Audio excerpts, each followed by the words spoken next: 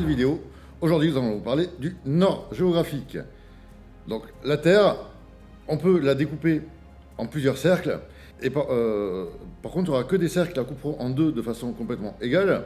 C'est l'équateur, qui est la latitude centrale, et toutes les longitudes, qui elles sont égales, vu qu'un parcourt la Terre dans ce sens. Le nord géographique, c'est le croisement entre les longitudes et la latitude au niveau du pôle Nord. Les longitudes sont toutes égales, et après les latitudes, forcément, vu que la Terre est une sphère, sont plus ou moins faibles, sont plus ou moins petites, plus on s'éloigne, on se rapproche de l'équateur.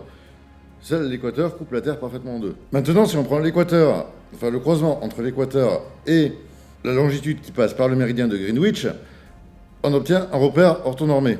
Donc par exemple, maintenant, si je veux les coordonnées de, par exemple, la tour Eiffel, c'est 48 degrés nord et 2 degrés est, mais ça, c'est pas encore assez précis.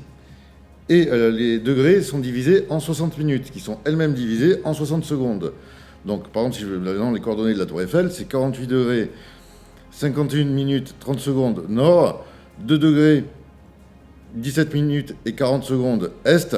Maintenant, si on veut savoir pourquoi les avions volent en nœud, si on se cale sur les grands cercles, donc on peut prendre que sur l'équateur, sinon ce qu'on va faire, c'est prendre toutes les longitudes, parce que toutes les longitudes ont une longueur égale.